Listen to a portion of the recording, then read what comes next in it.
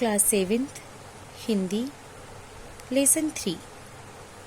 कल हम लोग पढ़ रहे थे धर्मवीर भारती जी द्वारा लिखा गया संस्मरण जब मैंने पहली पुस्तक खरीदी।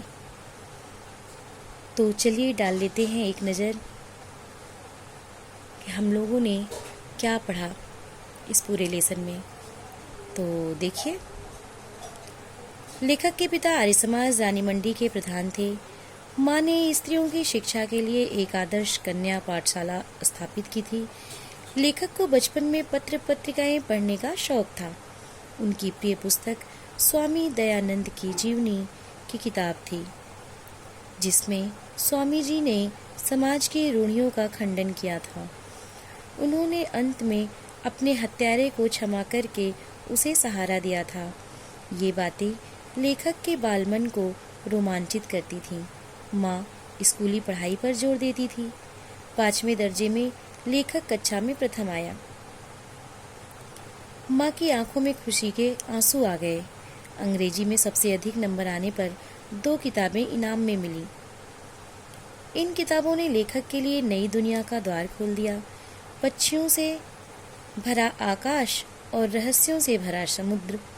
लेखक ने अपने मोहल्ले की लाइब्रेरी हरि भवन में जाना शुरू कर दिया। वह लाइब्रेरी खुलते ही वहां पहुंचता और बंद होने पर अनिच्छा से उठता। इंटर पास करने पर पाठ्यपुस्तक बेचकर बीए की किताबें खरीदी और 2 रुपए बच गए। उन 2 रुपयों को लेकर माँ की सहमति से देवदास फिल्म देखने गया। बुक काउंटर पर एक पुस्तक देखी, देवदास, लेखक शरत चंद्र चट्टोपाध्याय। दाम केवल 1 रुपया। लेखक ने 10 आने में वह पुस्तक खरीद ली और घर आ गया। माँ के पूछने पर बताया कि वह फिल्म नहीं देखा। उसने खरीदी हुई पुस्तक दिखाई। माँ की आंखों में आंसू आ गए और वह सब कुछ समझ गई। यह पुस्तक लेखक द्वारा अपने पैसों से खरीदी गई और उसकी निजी लाइब्रेरी की पहली पुस्तक थी।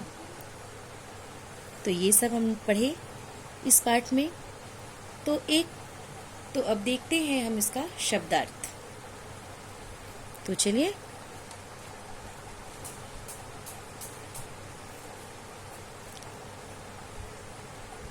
ये देखिए इस लेसन का शब्दार्थ। आह्वान। आह्वान मीन्स होता है पुकार या ललकार। निजी। निजी मीन्स होता है व्यक्तिगत। तमाम। तमाम मीन्स होता है सभी।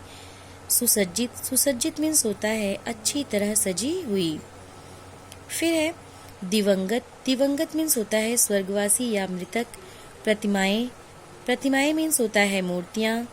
देहावसान। देहावसान मीन्स होता है मृत्यु।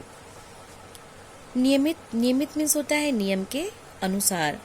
आर्थिक। आर्थिक मीन्स होता है धन संबंधी। प्रख्यात।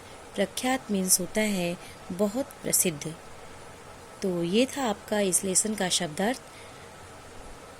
आपका आज का होमवर्क है, ये शब्दार्थ आप कॉपी में लिखकर याद करेंगे। तो आज बस इतना ही, आगे कल। Thank you.